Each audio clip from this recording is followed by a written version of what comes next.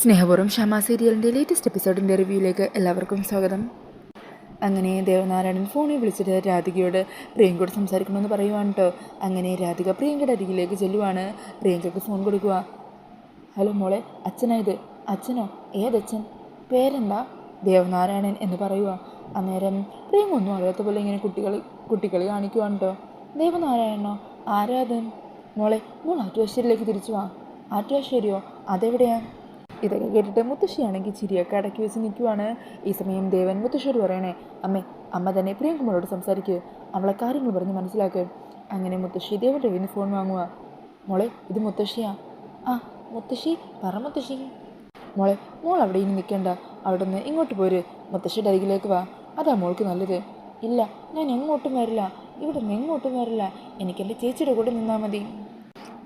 മുത്തശ്ശി പറയുന്നതെന്ന് കേൾക്ക്. വേണ്ട മുത്തശ്ശി, ഒന്നും പറയണ്ട, എൻ്റെ ചേച്ചിയുടെ അടുത്ത് നീ എങ്ങോട്ടും വരില്ല. എൻ്റെ രാധിക ചേച്ചി അടുത്തുണ്ടെങ്കിൽ ചേച്ചി എനിക്ക് ഭക്ഷണം വാരി തരും, പാട്ടുപാടി ഉറക്കും, എനിക്ക് കഥ പറഞ്ഞു തരും. എൻ്റെ ചേച്ചിയുടെ വീട്ടിൽ ഞാൻ ഒരിടത്തേക്കും വരില്ല. ഈ സമയം രാധിക പ്രിയങ്കയുടെ കയ്യിൽ നിന്ന് ഫോൺ വാങ്ങിക്കുക. അച്ഛാ, ഇനി ഇപ്പോൾ ഇവളോടൊന്നും പറയണ്ട, അച്ഛൻ വെച്ചോ. അങ്ങനെ പറഞ്ഞ് രാധിക കോള് കട്ട് ചെയ്യുവാണ്. ഈ സമയം പ്രിയങ്കയാണെങ്കിൽ രാധികയെ കെട്ടിപ്പിടിക്കുക. ചേച്ചി, ഞാൻ ഇനി എന്നും ചേച്ചിയുടെ ഒപ്പം ഉണ്ടാകും, ചേച്ചിനെ വിട്ട് എങ്ങോട്ടും പോവില്ല എന്നും പറഞ്ഞ് രാധികയെ കെട്ടിപ്പിടിക്കുന്നുണ്ട്. രാധികയാണെങ്കിൽ എന്ത് ചെയ്യണമെന്നറിയാതെ സങ്കടപ്പെട്ട് പ്രിയങ്കയെ ചേർത്ത് പിടിക്കുന്നുണ്ട്. ഈ സമയം മുത്തശ്ശി ദേവനോട് പറയണേ, ദേവ, നീ കേട്ടില്ലേ ഞാൻ പറഞ്ഞത്? അവളുടെ ഉള്ളിലിപ്പോൾ അവളൊരു കൊച്ചുകുട്ടി മാത്രമാണ്. അവൾക്ക് അവിടെ നിൽക്കുന്നതാണ് ഇഷ്ടമെങ്കിൽ അവൾ നിൽക്കട്ടെ എന്ന് വിചാരിക്കണം. കുറച്ച് ദിവസമെങ്കിലും അവൾ മര്യാദയ്ക്ക് ഭക്ഷണം കഴിക്കുമല്ലോ. അതെങ്കിലും നിങ്ങൾ രണ്ടാളും ഒന്ന് ഓർക്കും. ഇനി അതല്ല, അവളെ ബലം പ്രയോഗിച്ച് ഇങ്ങോട്ടൊക്കെ കൂട്ടിക്കൊണ്ടുവരാനാണ് ശ്രമമെങ്കിൽ അതിലും ഭേദം അവളെ അങ്ങ് കൊന്നു കളയുന്നത് തന്നെയാണ്. ഞാൻ പറഞ്ഞില്ല എന്ന് വേണ്ട എന്നും പറഞ്ഞ് മുത്തശ്ശി അവിടെ നിന്നും പോകുവാണ്. അത് കേട്ട് ദേവനും യശോദയും നർമ്മസങ്കടത്തിലാകുവാണ്. ദേവൻ യശോദയോട് ചോദിക്കണേ, യശോദേ, നമ്മളിനി എന്താ ചെയ്യുക? കണിമംഗലത്തുകാരെ നമ്മളെ നേരിട്ട് വിളിച്ച് ബുദ്ധിമുട്ടൊന്നും പറഞ്ഞില്ലെങ്കിലും പ്രിയങ്ക അവിടെ നിർത്തുന്നത് ശരിയായ കാര്യമല്ലല്ലോ. അത് ദേവേട്ടൻ പറയുന്നത് ശരിയാ, പക്ഷെ നമ്മളിപ്പോൾ എന്ത് ചെയ്യാനാ? തൽക്കാലം നമുക്ക് കുറച്ച് കാത്തിരിക്കാനേ നിവൃത്തിയുള്ളൂ. പിന്നീട് കാണിക്കുന്നത് രാധിക ഗാർഡൻ്റെ അവിടെ ഇരുന്ന് പ്രിയങ്ക ഫോണിൽ സംസാരിച്ച കാര്യങ്ങളൊക്കെ ആലോചിക്കുവാണ്. എനിക്കെൻ്റെ ചേച്ചി വിട്ട് ഒരിടത്തേക്കും പോകണ്ട എന്നൊക്കെ പറഞ്ഞ കാര്യങ്ങളൊക്കെ ഉണ്ടല്ലോ, അതൊക്കെ ആലോചിച്ച് എന്ത് ചെയ്യുമെന്നറിയാതെ ടെൻഷനോട് കൂടി ഓർത്തിരിക്കുവാണ്. ഈ സമയത്തായിരിക്കും വരുൺ രാധികയുടെ അരികിലെത്തുന്നത്. എടോ, താനെന്ത് ഇവിടെ ഒന്ന് ഒറ്റയ്ക്കിരിക്കുന്നത്? എനിക്ക് മനസ്സിലായി, കുറച്ച് മുമ്പ് എൻ്റെ മുമ്പിൽ സ്ട്രോങ് ആയിട്ട് സംസാരിച്ച് എന്നെ ഭക്ഷണം കഴിക്കാൻ കൂട്ടിക്കൊണ്ടു പോയതല്ലേ. പിന്നീട് പ്രിയങ്കയെ കണ്ടപ്പോൾ തൻ്റെ മനസ്സിലായ ധൈര്യമൊക്കെ ചോർന്നു പോയല്ലേ. അന്നേരം രാധിക പറയണേ, ഞാൻ സ്ട്രോങ് ആയിട്ട് തന്നെയാണ് നിൽക്കുന്നത്, പക്ഷേ പ്രിയങ്ക ഇവിടെ നിൽക്കുന്തോറും അവൾ പറയുന്ന ഓരോ കാര്യങ്ങളൊക്കെ കേൾക്കുന്തോറും എന്തോ ഉള്ളിൻ്റെ ഉള്ളിലൊരു ടെൻഷൻ പോലെ. അച്ഛനും അമ്മയും കുഴപ്പമില്ല, അവർ ഒരു പ്രശ്നം ഉണ്ടാക്കില്ല, പക്ഷേ മുത്തശ്ശി അങ്ങനെയല്ല. മുത്തശ്ശിനി ഇവിടെ വന്ന് എന്തൊക്കെ പ്രശ്നങ്ങൾ ഉണ്ടാക്കാൻ പോകുന്നെന്ന് ഓർത്തിട്ട് ഒരു സമാധാനം കിട്ടുന്നില്ല. രാധികയെ, താനിങ്ങനെ മൂടോട്ടായിരിക്കാതെ ഞാൻ ഹാപ്പി ആയിരുന്നാലല്ലേ എനിക്കും സന്തോഷത്തോടിരിക്കാൻ പറ്റുള്ളൂ. ഒരു കാര്യം ചെയ്യാം, നമുക്കൊന്ന് പുറത്തേക്ക് പോകാം, തന്നെ ഈ മൈൻഡൊക്കെ ഒന്ന് മാറി റിലാക്സ് ആവട്ടെ. ഇപ്പോൾ ഒരിടത്തും പോകേണ്ട വരും. അങ്ങനെ പറയല്ലേ. താൻ പറ, എവിടേക്ക് പോകണം? അങ്ങനെയാണെങ്കിൽ ഫിദ മാഡത്തിൻ്റെ അരികിലേക്ക് പോകാം. മാഡത്തോടൊന്ന് സംസാരിക്കുമ്പോൾ മനസ്സിലെ ഭാരമൊക്കെ ഇറക്കി വെച്ച പോലെ ഒരു ഫീലിംഗ് തോന്നും, ഒരു സമാധാനം കിട്ടും. അന്നേരം പറഞ്ഞേ, എന്നാൽ പിന്നെ അങ്ങോട്ടേക്ക് തന്നെ പോകാം. തൻ്റെ മനസ്സിന് സന്തോഷം കിട്ടുന്ന സ്ഥലം എന്താണോ അങ്ങനെ ഒരു സ്ഥലം ഉണ്ടെങ്കിൽ എത്രയും പെട്ടെന്ന് അങ്ങോട്ടേക്ക് പോകണം, വെച്ച് താമസിപ്പിക്കാൻ പാടില്ല. താൻ വേഗം റെഡിയായിട്ട് വാ, നമുക്ക് ഇപ്പം തന്നെ അങ്ങോട്ടേക്ക് ഇറങ്ങാം. ഈ സമയത്തായിരിക്കോട്ടെ വരുണിനൊരു ഫോൺ വരുന്നത്. അങ്ങനെ വരുൺ കോൾ അറ്റൻഡ് ചെയ്യുക. ഹലോ, എന്താ ഇതെന്താ ഇത്ര പെട്ടെന്ന്? ശരി ഞാൻ വരാം. അങ്ങനെ പറഞ്ഞാൽ വരുൺ കോൾ കട്ട് ചെയ്യുക. എന്നിട്ട് രാധികയോട് പറയണേ, രാധിക, ഓഫീസിൽ 2 ഇമ്പോർട്ടൻ്റ് ആയിട്ടുള്ള ക്ലയൻറ്റ്സ് വന്നിട്ടുണ്ട്. നമ്മുടെ കമ്പനിക്ക് ഗുണമുള്ള ആൾക്കാരാണ്, എനിക്ക് അവിടെ വരെ പോകണം, പോവാതിരിക്കാൻ പറ്റില്ല. അന്നേരം രാധിക പറഞ്ഞേ, അതിനെന്താ, വരുൺ പോയിട്ട് വാ, ഞാൻ ഫിദ മാഡത്തിൻ്റെ വീട്ടിലേക്ക് ഒറ്റയ്ക്ക് പൊക്കോളാം. അത് വേണ്ട, നമുക്ക് ഒരുമിച്ച് തന്നെ ഇവിടെ നിന്നിറങ്ങാം, എന്നിട്ട് തന്നെ ഞാൻ മാഡത്തിൻ്റെ വീട്ടിൽ കൊണ്ട് ഡ്രോപ്പ് ചെയ്യാം, അവിടെ നിന്ന് നേരെ ഞാൻ ഓഫീസിലേക്ക് പൊക്കോളാം. അതൊന്നും വേണ്ട വരും. വേണം, ഞാൻ ഇവിടുന്ന് പോയി കഴിഞ്ഞാൽ പ്രിയങ്ക വീട് തൻ്റെ അടുത്തേക്ക് എന്തെങ്കിലും പറഞ്ഞുകൊണ്ട് വരും, പിന്നെ തനിക്ക് ഇവിടുന്ന് ഇറങ്ങാൻ പറ്റിയെന്ന് വരില്ല. അതുകൊണ്ട് താൻ വേഗം റെഡിയാവും, നമുക്കൊന്നിച്ച് തന്നെ പോകാം. അങ്ങനെ പറഞ്ഞ് രാധികയും കുട്ടി വരനകത്തേക്ക് കയറുവാണ്. പിന്നീട് കാണിക്കുന്നത് പത്മിനി പരമേശ്വരൻ്റെ റൂമിലേക്ക് വരുന്നതാണ്. അന്നേരം പരമേശ്വരൻ പ്രിയങ്കയെക്കുറിച്ച് ചോദിക്കുക. പ്രിയങ്കയുടെ പെരുമാറ്റമൊക്കെ എങ്ങനെയാണ്? പണ്ടത്തെ പോലെ തന്നെയാണ്, കൊച്ചുകുട്ടികളുടെ പോലെ സംസാരവും പെരുമാറ്റവും ഒക്കെയാണ്. വരുൺ താലി കെട്ടിയതൊന്നും അവളുടെ മനസ്സിൽ ഓർമ്മയില്ല. ഞാൻ വരുണിൻ്റെ അടുത്ത് അവൾ നിന്ന സമയത്ത് ശ്രദ്ധിച്ചതാണ്. അവൾ വരുണിനെ നേരെ ഒന്നും നോക്കുന്ന പോലുമില്ല. അതുകൊണ്ട് നമ്മൾ പേടിക്കുന്ന പോലെ പ്രശ്നമൊന്നും ഉണ്ടാവില്ലെന്ന് പ്രതീക്ഷിക്കാം.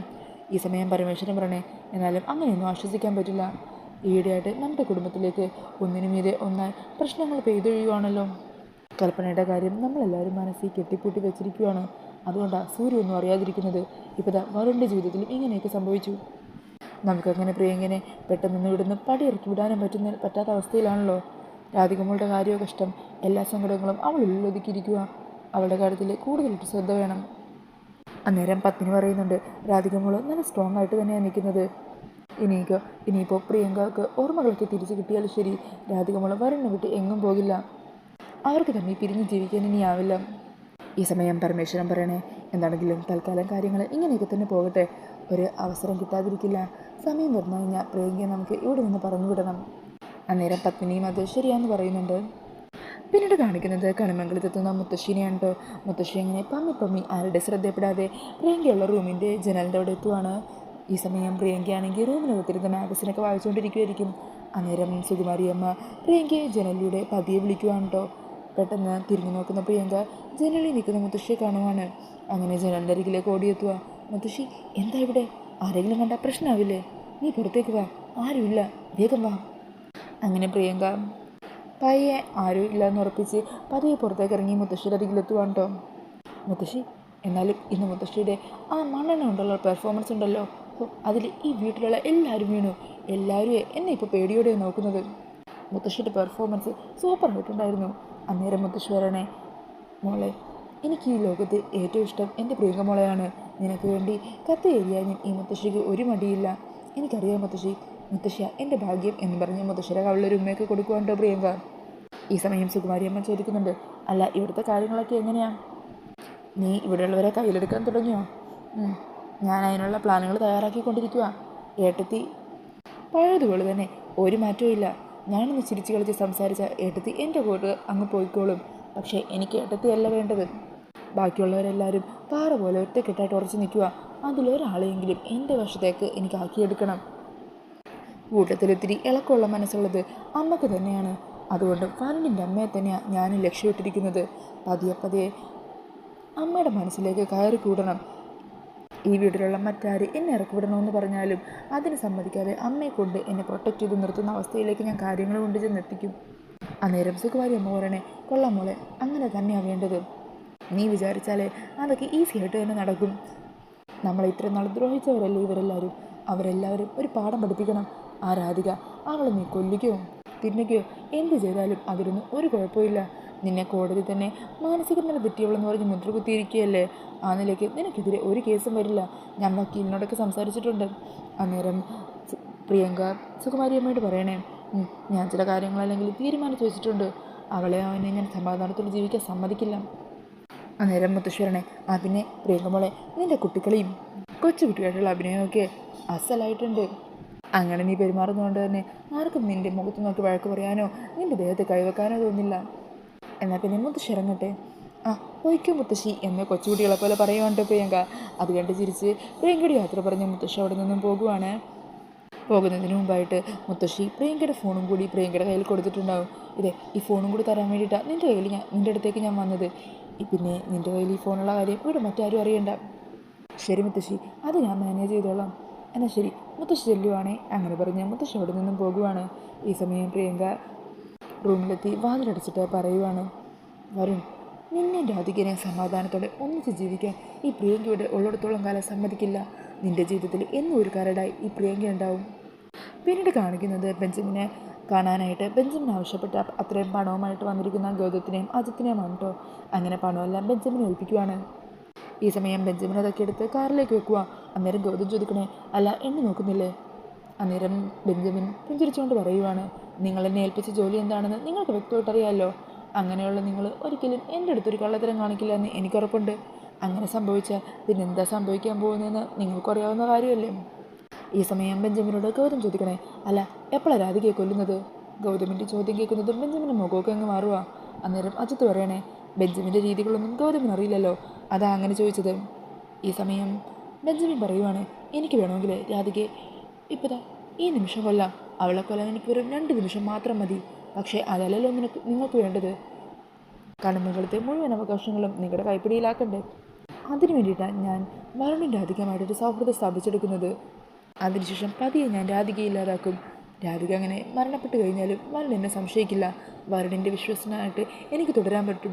അതുവഴി കടമകളത്തേക്ക് കയറാനും നിങ്ങൾ ആഗ്രഹിക്കുന്ന കാര്യങ്ങൾ സാധിച്ചെടുക്കാൻ നിങ്ങളുടെ കൂടെ നിൽക്കാനും എന്നെക്കൊണ്ട് പറ്റും. എന്താ അങ്ങനെയല്ലേ വേണ്ടത്? ആ അത് മതി എന്ന് ഗൗതം പറയുവാണ്. അന്നേരം ബെഞ്ചമിൻ പറയണേണ്, അതെ, എനിക്ക് ആളുകളെ കൊല്ലുന്നത് വെറും പണത്തിന് വേണ്ടി മാത്രമല്ല. ആളുകൾ ചത്തു കിടക്കുമ്പോൾ അവർ ജീവന് വേണ്ടി പിടയുന്ന സമയത്ത് അവർ അനുഭവിക്കുന്ന വെപ്രാളമൊക്കെ ഉണ്ടല്ലോ, അതൊക്കെ കാണുമ്പോൾ എനിക്ക് കിട്ടുന്ന ഒരു ഹരമുണ്ട്. ഞാനതെല്ലാം നല്ല ആസ്വദിച്ച് തന്നെയാണ് ചെയ്യുന്നത്. അതുകൊണ്ട് എൻ്റെ കാര്യത്തിൽ നിങ്ങൾക്ക് ഒരു സംശയം വേണ്ട. ഇങ്ങനെ പാതി വിശ്വാസിയാകാതെ എന്നിൽ പൂർണ്ണമായിട്ടും വിശ്വസിക്കുക. നിങ്ങൾ ആഗ്രഹിക്കുന്ന കാര്യം ഈ ബെഞ്ചമിൻ ഫുൾ പെർഫെക്ഷനോടെ തന്നെ നടത്തിയിരിക്കും. ധൈര്യമായിട്ടിരിക്കുക. അങ്ങനെ പറഞ്ഞ് ചിരിച്ചുകൊണ്ട് നിൽക്കുന്ന ബെഞ്ചമിനെ കാണിച്ചുകൊണ്ടാണ് ഇന്നത്തെ എപ്പിസോഡ് തീരുന്നത്. പിന്നീട് പ്രമോയിൽ കാണിക്കുന്നത് ഭക്ഷണം കഴിച്ചുകൊണ്ടിരിക്കുന്ന പത്മിനിനെയാണ് കേട്ടോ. അങ്ങനെ ഡൈനിങ് ടേബിളിൽ പത്മിനി ഭക്ഷണം കഴിച്ചുകൊണ്ടിരിക്കുന്നത് കാണുമ്പോൾ പ്രിയങ്ക പതിയെ കുട്ടികളിയുമായിട്ട് പത്മിനിയുടെ അരികിലേക്ക് ചെല്ലുവാണ്. ഈ സമയം കൽപ്പനയും അവിടെ എത്തുന്നുണ്ട് കേട്ടോ. അങ്ങനെ പ്രിയങ്ക പത്മിനിയുടെ അരികിൽ വന്ന് നിൽക്കുമ്പോൾ കൽപ്പന ചോദിക്കണേ, ആ പ്രിയങ്ക, ഇത് ആരാണെന്ന് മനസ്സിലായോ? ആ മനസ്സിലായി, അമ്മയാ, എൻ്റെ അമ്മയായത്. പ്രിയങ്കയുടെ നിഷ്കളങ്കമായ സംസാരമൊക്കെ കേൾക്കുമ്പോൾ പത്മിനി അങ്ങ് വീണ് പോകുവാണ്. പത്മിനിക്ക് അത് കേൾക്കുമ്പോൾ ഒത്തിരി സന്തോഷമാകുന്നുണ്ട്. പ്രിയങ്കയെ പത്മിനി അരികെ വന്ന് വിളിച്ചിരുത്തുക. മോൾക്ക് ഭക്ഷണം വേണോ അമ്മേ? അങ്ങനെ പത്മിനി തന്നെ ഭക്ഷണമൊക്കെ എടുത്ത് പ്രിയങ്കയുടെ വായിലേക്ക് വെച്ച് കൊടുക്കുവാണ്. അങ്ങനെ പതിയെ പത്മിനിയെ കറക്കെടുക്കാനായിട്ടുള്ള പ്രിയങ്കയുടെ ഓരോരോ പ്ലാനുകൾ തുടങ്ങുവാണ് കേട്ടോ. പിന്നീട് കാണിക്കുന്നത് ഫിദയുടെ വീട്ടിലെത്തുന്ന വരുണിനെയാണ്. വരുണോടെ എത്തുന്ന സമയത്ത് ശ്യാമ പുറത്ത് തന്നെ സോഫയിൽ പതിയെ ചാരിയിരുന്നോ മയങ്ങുമായിരിക്കും കേട്ടോ. ഈ സമയത്തായിരിക്കും വരുൺ കാറിൽ നിന്നും പുറത്തേക്ക് ഇറങ്ങുന്നത്. കൂടെ രാധികയുണ്ടോ എന്നുള്ള കാര്യത്തിൽ സംശയമാണ്. രാധികയൊന്നും പ്രമോയിൽ കാണിക്കുന്നില്ല. അങ്ങനെ കാറിൽ നിന്നിറങ്ങിയ വരുൺ മുമ്പോട്ട് അകത്തേക്ക് കയറാനായിട്ട് വരുമ്പോഴായിരിക്കും സോഫയിൽ തന്നെ ചാരിക്കിടന്ന് മയങ്ങുന്ന ശ്യാമയെ കാണുന്നത്. അങ്ങനെ ശ്യാമയുടെ യഥാർത്ഥ മുഖം കണ്ട് ഞെട്ടിയും വിശ്വസിക്കാനാവാതെ നിൽക്കുന്ന വരുണിനെയാണ് പ്രമോയിൽ കാണിക്കുന്നത്. ഫിദ ശ്യാമ തന്നെയാണെന്നുള്ള സത്യം വരുൺ അങ്ങനെ തിരിച്ചറിയുവാണ്. റിവ്യൂ ഇഷ്ടമായിട്ടുണ്ടെങ്കിൽ മറക്കാതെ വീഡിയോ ഒന്ന് ലൈക്ക് ചെയ്യണേ. ഇതുപോലുള്ള കൂടുതൽ റിവ്യൂസിനായിട്ട് ഈ ചാനലൊന്ന് സബ്സ്ക്രൈബ് ചെയ്തും കൂടി സപ്പോർട്ട് ചെയ്യണേ. താങ്ക്